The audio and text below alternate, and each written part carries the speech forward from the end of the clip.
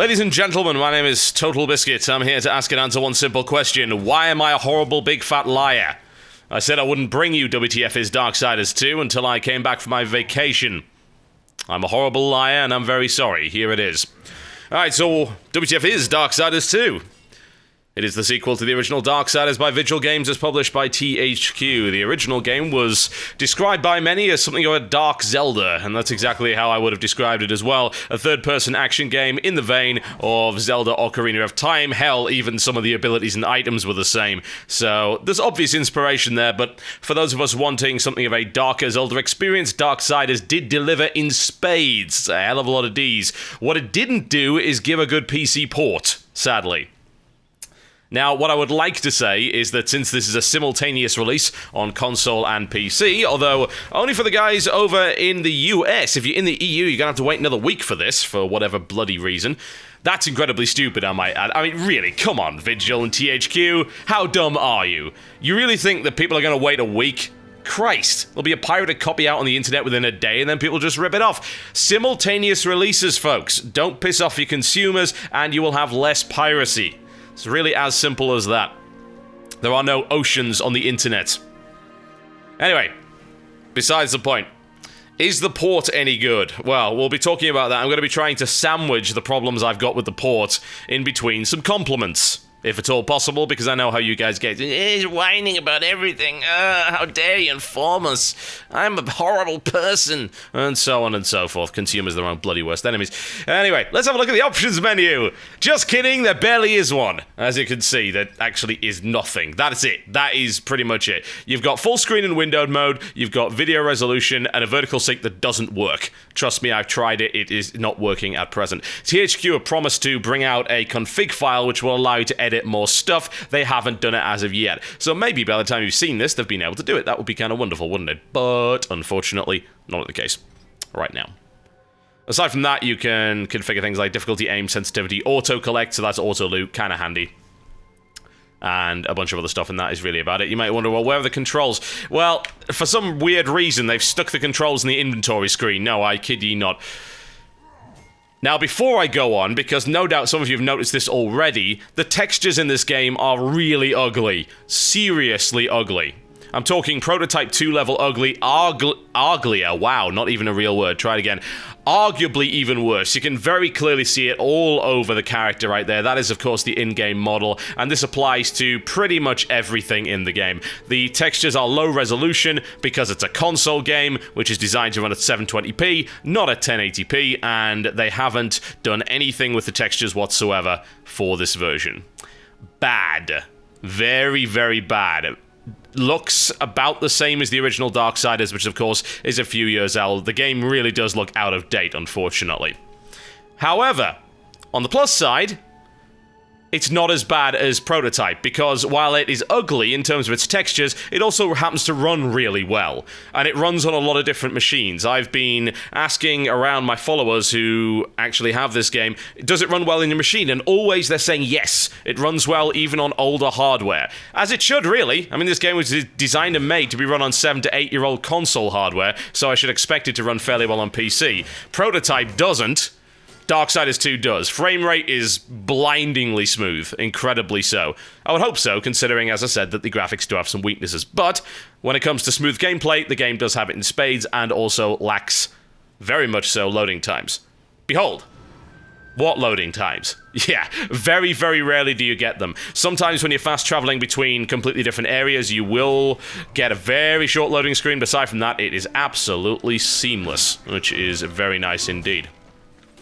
Now, one could also argue that while it does have bad texture work, it looks great in motion. Death, who is the main character this time around instead of War, is extremely agile, as I think you can probably see right there. He can do all sorts of very quick maneuvers, so he's going to be going all over the screen very rapidly. So you're not really going to be spending too much time admiring the textures. The problem is, this is also a little bit more open world than the original. There are these large areas that you can actually ride around. Not this one. You can't actually mount up on your horse here. And you can check out some fairly amazing art design. I mean, just look at the way that this place is actually created. It looks great. The main problem is that while there's great design behind it, the poor texture quality lets it down immensely. It's like looking at World of Warcraft from a few years ago. I would expect better from a single-player game. I genuinely would. And it's so annoying, because you can tell there's some amazingly talented artists behind all of this. This entire thing looks great until you get anywhere near close to it. The console-quality textures let down the overall art design, which is extremely disappointing. I often tell you about the difference between graphical fidelity and aesthetic. This is a good example of great aesthetic let down by poor graphical fidelity. Unfortunate. Anyway, let's get on with the quest, shall we? And I can show you some of the action, and I'll also talk about some of the other things that I really like about this game and the things that I do not. Alright, hitting O will bring up your overall menu, which has all sorts of things. No, that is not an artifact in the video. He is genuinely that low resolution. I don't even know why. I think death here is in 720p, whereas the entire game is in 1080. It doesn't scale him up properly. Oh, come on, talk about lazy. Unfortunate.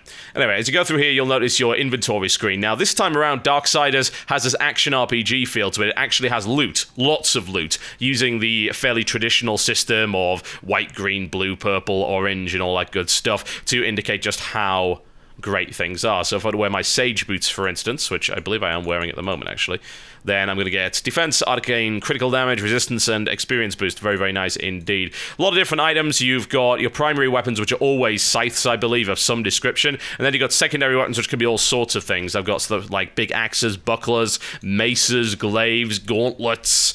Then there's this, which I believe is either a possessed or legendary weapon or something like that. Can't use that till level 5. Claws. So yeah, you've got a few options there. And you can switch between them with the left and right mouse buttons. Now, we can have a look through here and just have a look at some other stuff, and there are some interface problems here as well. So you'd think that, oh, I just want to go to here, I'm just going to click, right? No, clicking doesn't work. You have to drag over a location, like, say, this one, and then hit enter to fast travel. You can't just click on it. So, again, obvious console portitis going on here. However, you can rebind the keys, which is good news, and it also decides that it's a good idea to allow you to bind a bunch of different attacks to your number keys. Yes! I have more keys than a controller. Thank you, game, for realizing that. So, while the interface and the menus are dodgy on PC, this is good. I can rebind this, say, teleport slash, which is an ability I do have, to something very, very cool. So let's continue with the quest, shall we? And then I can show you some combat and things like that. Sounds like a pretty good idea. Mouse control and keyboard works pretty well for the most part. There are a couple of exceptions. When you go into aim mode, your mouse acceleration completely changes, which to some degree makes sense because, of course, you want maybe fine aiming control, but surely you'd want to slow the aiming down rather than speed it up. If you use the mouse to control a camera like this, it takes a lot of scrolling around to actually get to where you need to go. But if you've got aim on, you can spin around no problem whatsoever. What's with that? I don't really know, and the camera control can cause you problems later on in the game, particularly because you just can't point it in the right direction in order to fight. The auto camera can't really be trusted to go in the right direction all the time. Alright, let's have words with you. Horseman, the fire of the mountain flows again. Yes, freed by my hand. And Khan's. Karn? That pup? He hasn't a clue. And yet, the forge burns once more. You know what awaits you, Ryder. To finish this, you must restore the tears. I'm not your errand boy, Maker. Aye, but our fates are now yoked. Help us, and we will help you. In the meantime, take this. It might be of use.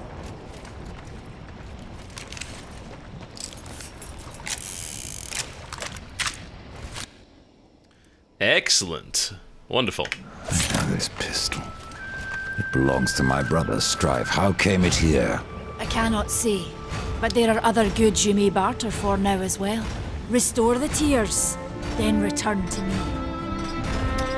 Alright, so the game does actually have other RPG-like elements. You can have conversations. I've not seen any obvious choices so far. There might be, there may not be, but you can find out all sorts of different information as well as buy and sell weapons. We have new items. Because let's be honest, the game is way more of an action RPG than the first one was, which is cool. I like that very much. You can see that there's a whole bunch of different weapons that I could pick up here, but I certainly do not have the money. I do, however, have a bunch of stuff that I really should try and get rid of if possible. I've got this Sage Talisman, don't need that. There you go, you can have that. And then just vendor all of this. I wish there was a sell all junk button, that would be nice. But hey, we'll just sell what we've got for the moment. Very nice. Get rid of that. Not getting rid of that, because I'm going to wear that later.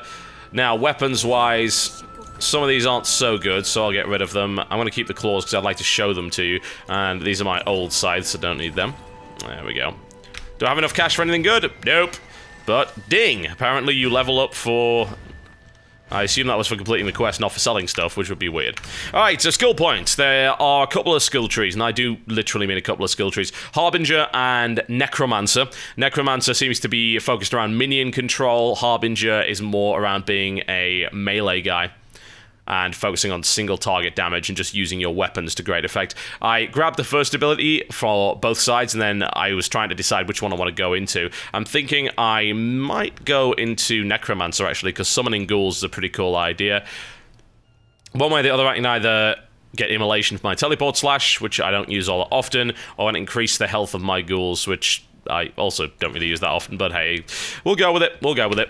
It's easy enough just to beat people up in this game without having to resort to those abilities, at least yet. And this is about an hour and a half into the game, honestly, after the first couple of main quests have been completed. And I also have a gun, it would seem. Balls if I know how to use that, but I guess we'll find that out later. Alright, this is a good place to actually get some combat on, because you have a side quest here to duel this Maker. The Makers are interesting. They're these very large Colossus kind of people, and... they're inspired, I think, mostly by Norse mythology. I got this very Norse vibe off a lot of them, but the game also takes influence from things like the classic dwarf idea. I mean, they're Scottish, for one thing. They wear very similar kind of crafted armor. They work with the stone, all sorts of things like that. And, of course, they speak in Scottish accents, and maybe there's a little bit of Gaelic influence in there as well. Or Gaelic, whichever you prefer. I believe both are correct in certain pronunciations. Let's have words with you. Alright. So, I'm going to try and fight this guy and see what actually ends up happening. I believe, if I recall correctly, this guy can kill me almost instantly, so... you can fight him at the very start of the game, but yeah, good luck. Ow! Yeah, at least I've got better armor now, so he doesn't hurt me quite as much as he used to. Now, the movement system is very, very fluid, as is the combat system. You can very easily switch between... Did you just get all his health back? Really? Wow, I think using a health potion might have reset the fight, which not exactly what I was looking to do. Oh, never mind. You can switch between both weapons, and you can also lock on a target by hitting Shift. Although, not a very smart combination. Shift and Tab in Steam brings up the Steam overlay. Tab is the, I would say quick menu, but it's not actually that quick. The kind of rotational menu that is designed for thumbsticks. Not very smart. So that ends up putting you into your Steam overlay. So I would, quite frankly, strongly recommend that you use your hotkeys instead. Which in this case I've got on 6 and 7, and then bind to whatever you think is the best idea. Ouch, my face. There you go, that should distract him for a little while.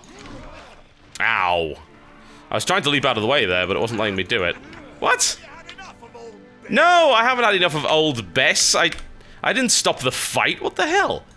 No idea what's going on with that. There we go. And dodge out of the way. You've got a number of very nice dodge-related moves and counters and things like that. Ow. But of course, you do still want to watch out. Now, you might notice there's this kind of D-pad thing in the corner. I do not know what this is. I asked the guys on Twitter. They had no idea either. It's got a bunch of different keys on it. One of which, of course, is a key that doesn't exist. This game has this annoying habit of saying, oh, press the something key. Like, your use key, which is E, the key it shows up is this downward pointing arrow. It's like, why is it? I don't even know why it's ending the fight. That's just stupid. Anyway, whatever. Yeah, this D-pad appears and it's like, well, okay, well, I guess you hold a caps lock brings it up. Hold caps lock and maybe press spacebar to do a teleport slash. No, it doesn't work. I don't know what it's for. I have no idea. I have to assume that it's just the arse end of a bad console port. Alright. Well, let us continue. As you're probably noticing so far, most of the complaints I've got are about the port and not the game itself. And rightly so, because it is not the game itself that actually has the problems. It's time you find something. That's what's really annoying about it. Well, it looks like I have to head in this direction, but you know what? I'm not going to go through here. I'm just going to fast travel because it's easier. I'll fast travel onto the open plain, and then you can see what exactly is going on. It would be nice if there was a key just for map, instead of having to go into the menu before you did that, but I don't know why. I have no explanation for that whatsoever. Alright, through there to Stonefather's Vale. If I were to fast travel here, then I can show you Stonefather's Vale itself, and then we can head on to the next area, which I can't remember what it was called. Alright. Hitting C will summon your horse Despair, and he handles beautifully. In fact, the game itself just handles beautifully even without the analog stick or anything like that. The horse actually is great. It reminds me of the horse from Shadow of the Colossus. Not quite as good. And the horse from Shadow of the Colossus handled in a very natural and organic way. It was almost like that horse was a living being. This almost handles like a motorcycle, as most horses have a tendency to do in video games, but still, it feels cool. You can jump, you can charge, you can also do combat on horseback, but I wouldn't bother. One, it's really, really boring, because you've just really got a couple of attacks on it. And secondly, if your horse gets hit, he immediately knocks you off and disappears, which is not, quite frankly, all that useful at all.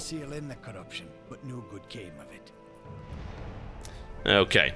This ugly little bastard is Khan, and he's going to be, hopefully, helping me out with the Tears of the Mountain, which will allow me to set up the forge and do all this good stuff, which is related to the plotline, which I, of course, do not want to spoil because it's rather awesome. Also, the music in the background is great, and at some point I will just shut up and let you hear it. What can you tell me about the Tears of the Mountain? The Dinich Fort lies just beyond this barrier. It was the first thing taken by corruption. We sealed the Stonefather's tears inside, fearing what would happen if they spread.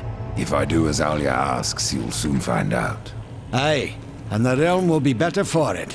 Whether pure as rain or black as sin, the tears will end this stalemate. It's odd how I often find you standing. Without the Tree of Life Horseman, I'm trapped here just like you. A fortunate few slipped out before the tree was lost, like Ulthane. And who is Ulthane? He's just another maker. Has a big hammer is all. When he escaped, I feared to follow. And a good thing, too. And why is that? Well, you might still be looking for the cauldron if not for my courage and wit. He has a fair point. He did help me out earlier. Death is a sarcastic git, which is to be expected, I suppose, from, I don't know, death. Alright. Let's use Redemption, which is my big gun, in order to detonate that. Well, that's good for you, Khan. Let's go and get involved in some action here. Alright, if you don't mind, I would like to shut up and let you hear the music.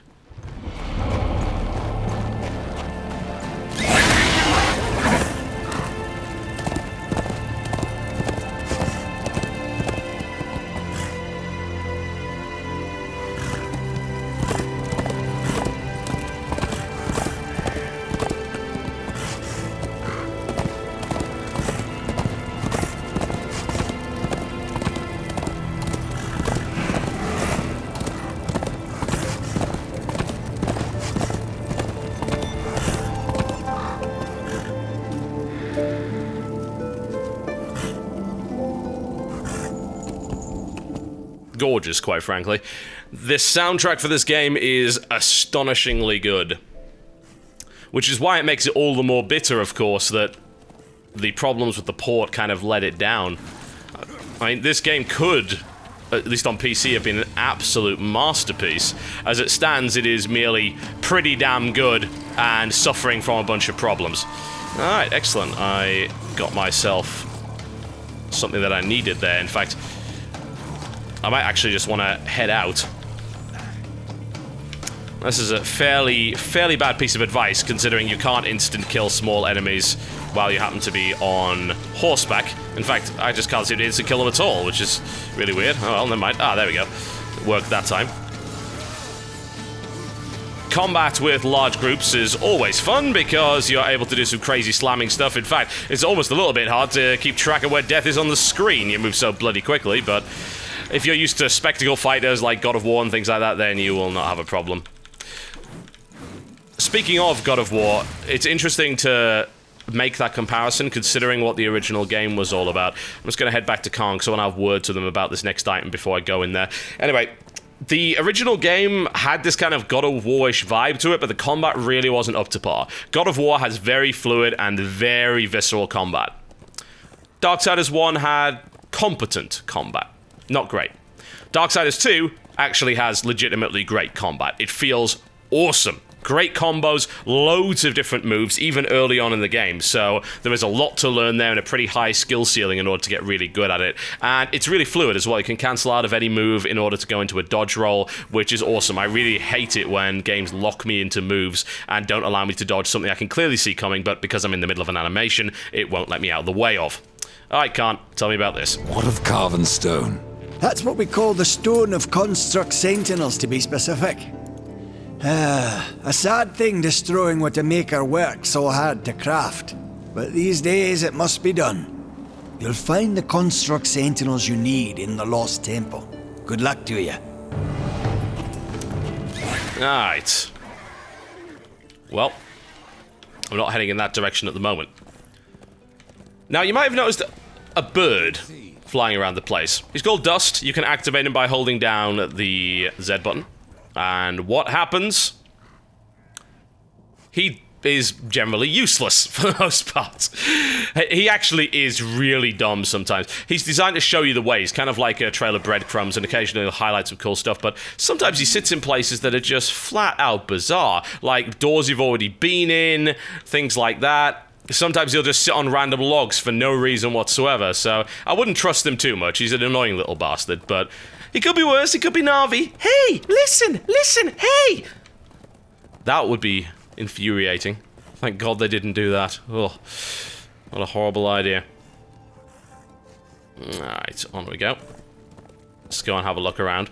The variety in areas and actual zones to explore seems to be pretty damn fantastic, quite frankly. There's all sorts of great places to look at. Some of them look beautiful, some of them, quite frankly, look hideous and post-apocalyptic. That's a bit better than the original Darksiders, because there's a hell of a lot of post-apocalyptic in that. Here, there's a bit more of a mix, so you don't get quite as fatigued by how grim everything appears all the time. The teleport slash. Let's get our zombies out. There you go. Go have some fun. Wonderful. And in the meantime, I'll have some fun. Yes. This combat system feels great. Surprisingly so, considering that I'm using a mouse and keyboard for this. Usually a game like this, I'd always recommend a controller, because spectacle fighters and third-person melee action games usually work better on a controller, but here, no. It feels good. They've done a great job of making it work with mouse and keyboard. That's why it's such a schizophrenic port. It's like, it's obvious that they spent a great deal of time getting some of it working and then completely forgot the rest of it. So it's unfortunate, but it's not terrible. I think what we can say about this game is that you're going to get a console-like experience. If you wanted more than that, you're probably not going to get it. There are a number of annoying little problems that get in the way of it being a good PC game. The interface is just infuriatingly obtuse. The stuff on the screen that doesn't even make any sense. I don't even know how to use it. Mouse control is spotty at best in menus. Loot organization, all sorts of things are a bit of a problem. They should be way, way better than they are. But it runs really smooth. If you want to play this game in 1080p, even if the textures are clearly designed for 720, if you want to run it at 150 frames a second, then PC is the option for you. That will allow you to do just that. Is that good enough for a port? I don't know if it is for full price. I think that's going to be up to you. Usually, when a port ends up like this, where it's very bare bones, I would say, wait for it to go on sale. Pick it up maybe 50% off or a discount or something along those lines, or wait for them to fix it, or wait, of course, for a modder to fix it. It's difficult to say in this case. The game is very, very good indeed. It has this wonderful sense of wanderlust. You can just explore the massive world, check everything out, go find tons of hidden secrets and chests. It has the whole loot whore aspect to it, very much so actually, because it does have a Diablo-like loot system. Like that, for instance. Hidden area. We do a little bit of platforming. Now, I haven't actually told you about this yet. So, this game's got a lot more platforming than the original game had. Why? I don't know. I think, again, they wanted to go for this God of War vibe, and as a result, they've put in grappling, wall running. In fact, I would say that it very much evokes memories of Prince of Persia: Sands of Time, and that is a good comparison. You know, if you're going to be compared to a game, then definitely be compared to that one, because it's a damn good game. The platforming, for the most part, is extremely smooth, especially when you climb up wooden beams, you shuffle around them, just like you did in Sands of Time, and then you hold down the shift button to jump in a specific direction. Once again, kind of like Assassin's Creed there as well. So, for the most part, the platforming is really good. If you fail the platforming and fall to your death, it kind of has this rewind. It instantly revives you. You turn into your Reaper form and fly out of the pit.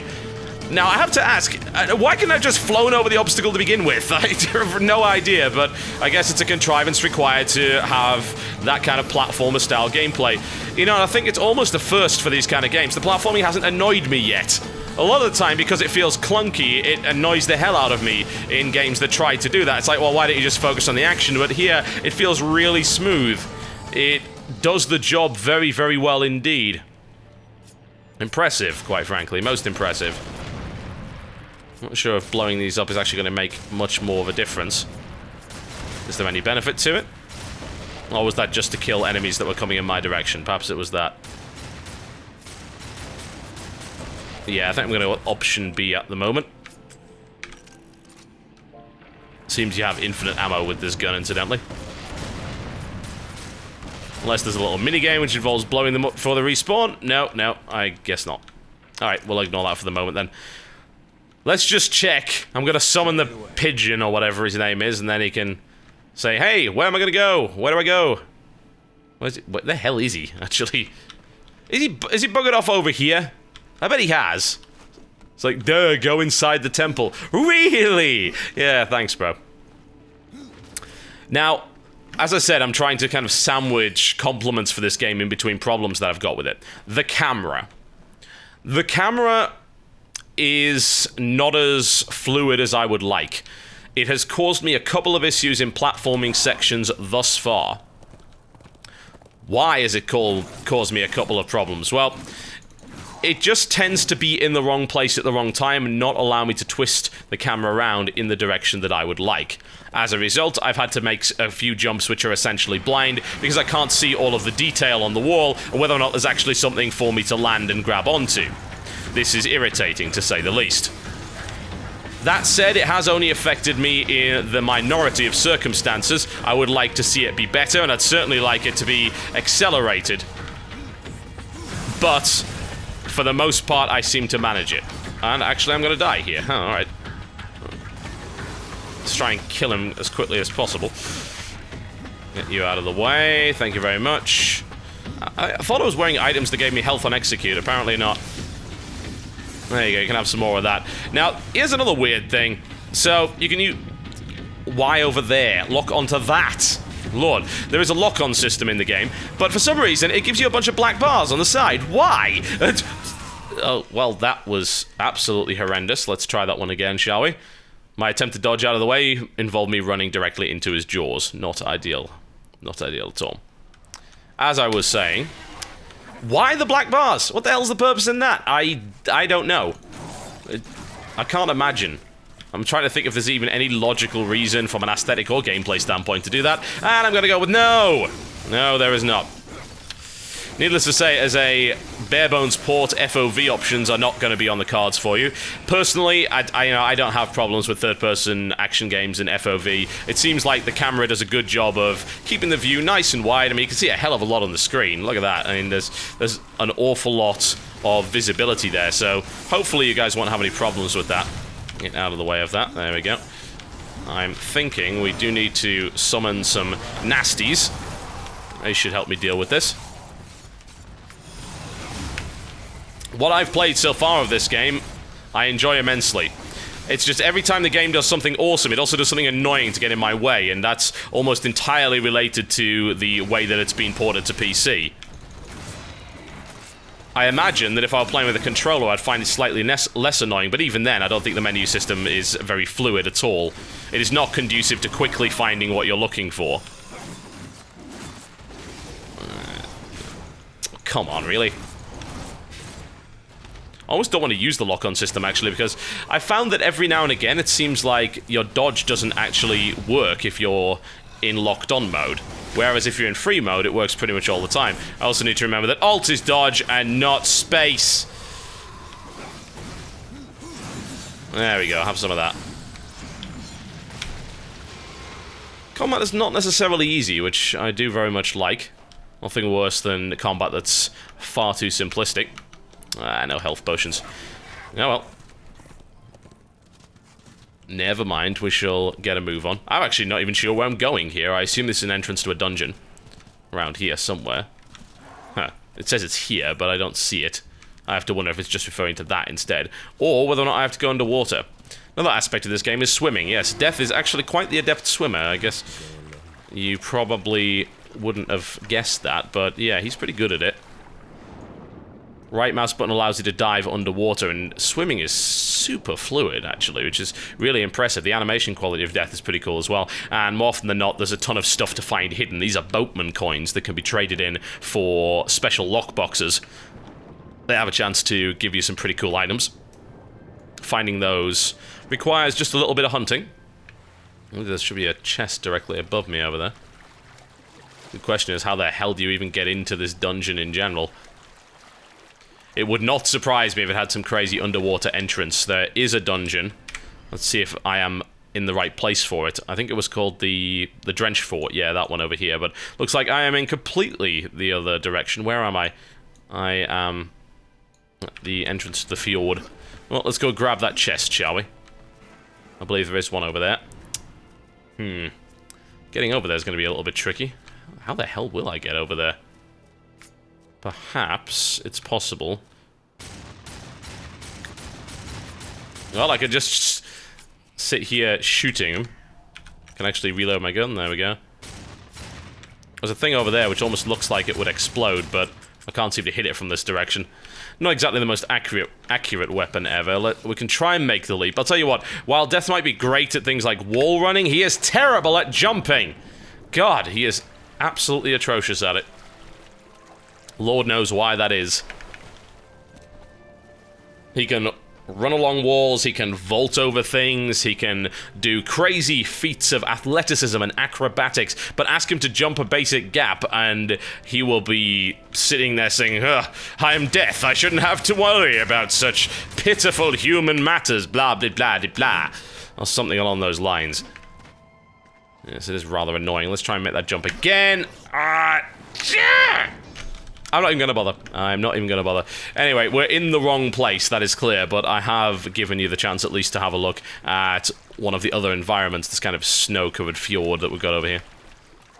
I haven't been pining for this fjord so much, so I think we can probably go elsewhere. I'm going to use the fast travel to go back to where we're supposed to be going in the first place, which is the Drench Fort. Although actually, no, it looks like we might have to go all the way around here to get to the Drench Fort. Alright, bird, show me where to go. He is useful from time to time, I have to say. I shouldn't insult him too much. Yes, it really is a place for the horse. Where did he go? Apparently it's all the way over here. Alright. Show me where I'm going. No, he's decided he wants to go in this direction this time.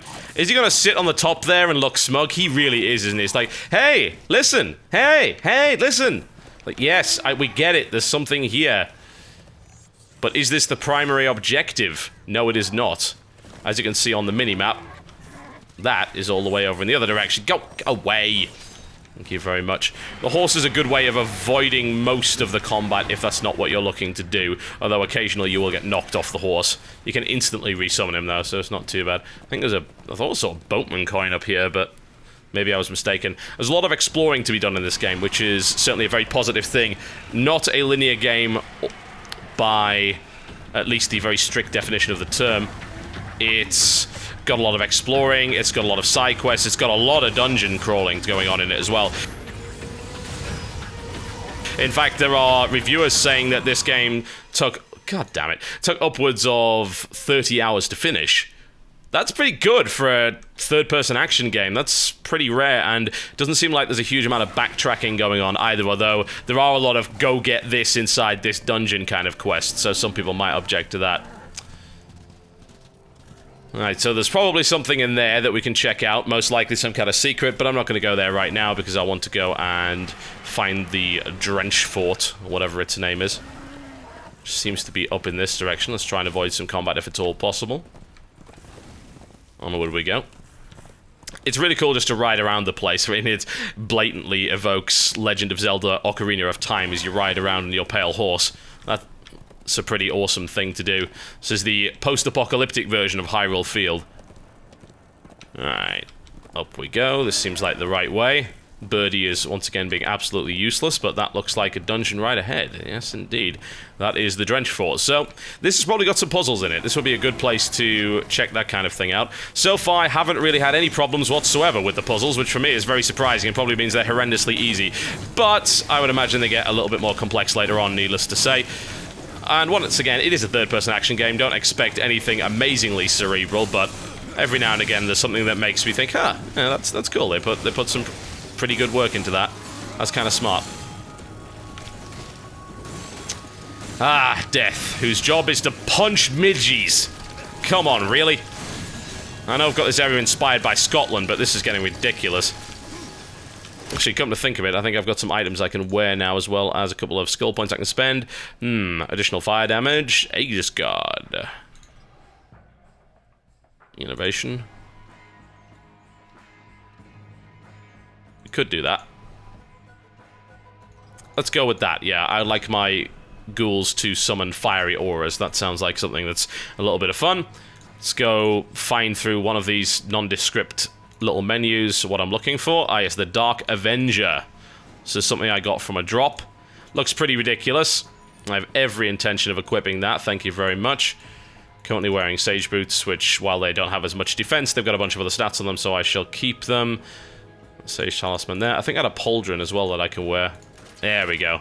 I am a badass. Or at least, I would look like a badass if I wasn't horribly pixelated. One other thing I'd like to add about the loot system, actually, that's really irritating. When you pick stuff up, it doesn't tell you what it's like if you happen to have auto loot on. I believe if you have it off, which makes the system infinitely more irritating, because of course you have to go around picking up every individual thing, then it will give you some information. But otherwise, when you loot a chest, it just puts a bunch of stuff in your inventory and says, well, go check in the inventory if you want to know what it was. And, you know, that's not that great at all, in my opinion. I think they could have at least given you some info as to what you've actually picked up. Maybe allowed to set a loot threshold as well, so you don't pick up white items. Games like Too Human, actually, on console allow you to do stuff like that, but, well, this game does not. A bit annoying. Alright. I shall take you out. Thank you very much. I love that kick. That overhead bicycle kick is absolutely wonderful. Really awesome fun. Just the animations and the creativity of the moves in general is brilliant. I don't know how practical a lot of these moves are, but from a spectacle standpoint, my god, do they look good. Great particle effects, actually, as well. You know, while you can criticize the texture quality, you cannot criticize the particle effects and the actual animation quality. Tell you what you can criticize, though. Those shadows. Oh, wow. Look, watch this. Oh, it's embarrassing. Ah, what is that? Minecraft? No. Ugh. Hideous. Hideous. Alright, Birdie, where are you off to? Well, duh. Yes, I know I'm supposed to go through there, but I can't. There's a little edifice in the floor, so one has to assume there's an orb around here somewhere. There are some basic physics puzzles, like grabbing hold of a globe and then rolling it into a spot. It's not really that difficult to understand. As you can see, a nice rapid and fluid control when it comes to the platforming. It's very much like kind of lopes around the place. I love the sound as well. This is just a really small feature, but the fact that he's on wood here, listen to the sound when I run backwards and forwards. It's almost this kind of galloping sound, isn't it? That's pretty cool. They really put a lot of effort into the sound design in this game, and that, quite frankly, often goes ignored, which is upsetting. Now, where am I going from here? There we go. If I could just get the camera to stay in one place, thank you, then I will know that I have to go in that direction. So let's drop down and... yes. Non-volatile shadow bombs. Okay. So what's most likely going to happen here is I'm going to have to toss the shadow bomb over there to knock that down and then detonate it, which causes that to happen. Nice and easy. Shadow bombs are just these random doodads within the world that either explode when you toss them or don't. They just stick to something and then you blow them up. They're often used to dislodge things. Like if you were to put this great big stonking ball in that hole and then you wanted to get it out again, using the shadow bombs to dislodge it is usually quite effective. It can also be used on certain parts of terrain, although the terrain itself is not deformable, so don't make a mistake of believing that. Death is such a ponce that he can't even be bothered to open his own doors. Why not? But as a character, he's a hell of a lot more interesting than War, honestly, who has a very brutish approach to problem solving. This guy, not so much. Oh, well. Platforming section, possible puzzle solving ahead. Warning, warning. Butt clenching abound. Okay. I've got to come up with an English term for that. Butt clenching is far too American and Jesse Cox-ish, so what could we come up with? Humdy-humdy-hum. I'm trying to think what would be the best option. Hang on. It seems like there's like a complex jumping puzzle to get down there. Can I just like fall? Yeah, that would work pretty well. Arse tightening? That might work. Now, what did I get? That looked like a chess piece. I keep pressing tab thinking that's going to go to the inventory. It doesn't. Yeah, what have we got? Oh, it's another cover. Excellent. And you can see it actually does slightly change the way that you look. I think it's slightly longer with a bit more detail. There's a fairly astonishing number early on in the game, anyway, of these models for items. Usually I see a lot of reuse in games like this. Not the case here. Alright, where am I going? Birdie! Indeed. Be useful for once in your miserable life. I wonder if that's worth shooting. Does it do anything? God, death is the worst shot in existence. This is where the crosshair is. This is where the bullet lands. Yeah. Gunplay not exactly the strong point of this game, evidently. Now, of course, being Darksiders and the fact that I really loved the first game, even though its port was lackluster to say the least, I played it mostly on console, I would want to recommend this game to you. The problem is that because of just the sheer number of issues the port's got, it's really hard to recommend full price. It really is, and that's a huge kick in the teeth to both Vigil, who have lost a lot of employees lately, and to THQ, who are having financial woes right now. Why on earth would you release a bad port? I mean, come on, guys, really? Do you want to alienate a part of your market? Why would you do that? Silly people. Makes me sad to see such an obviously great game marred by such problems. However, some of them are of course fixable. I don't expect an HD texture pack to come out. I'd be very surprised if we saw that. But what I do expect is the possibility of things like VSync being fixed, anti-aliasing being put in the game. You'll probably notice that the game's quite jaggy. There is of course a reason for that, because there is no native anti-aliasing available. You can force it using certain injection programs, but I wouldn't necessarily recommend that because it can be an absolutely huge hog to do it if it's not natively in the program. I'm hoping they add that and all sorts of things that you would expect, quite frankly, from a good PC version. Things that Sleeping Dogs has for the most part. And Sleeping Dogs also has problems with the menus as well. I don't know what it is with ports not really realizing how menus should actually work on a PC, but it seems to be a fairly common problem for whatever reason. Hopefully that can get fixed. The game itself, though, is bloody fantastic. It's marvelous. It really is. It's hugely enjoyable to play. There's so much going on. It's a big advancement from the original game. The loot system is great fun. I'm a big fan of having access to, I don't even know if it's randomly generated or not, but even just having this kind of item system whereby I can get a really cool random drop with all sorts of awesome properties to combine with skill trees and abilities and all sorts of other cool stuff. That's great. It really, really is. That's a fantastic addition to the series. I have no idea where I'm going, and I'm just kind of wasting time here, needless to say. But I suppose it doesn't show you a puzzle spoiler or anything like that, and it's probably a good time to come to conclusion on this game anyway. If not for the port, I would be recommending this wholeheartedly. The fact that the port is as bad as it is, as far as I'm concerned, a reason to say caveat emptor. Let the buyer beware. But it comes down to your individual preferences. Some of you, I know, don't care about stuff like that. They don't mind that the game has low-res textures. Maybe they're just playing in low-res anyway because they happen to be using an older PC. That's a possibility. Maybe they just don't care about the fact that the menus don't work all that well. They're going to be using a controller anyway, or that the camera doesn't pan fast enough when you actually move the mouse from side to side. I don't know, man. It's up to you guys, really. I've given you the facts. Make a decision. The game itself is bloody brilliant. And that might be the saddest part of all. My name's been Totalbiscuit, taking a look at Darksiders 2, currently available on Steam in the US, coming out next week in the EU and UK. I'll see you next time.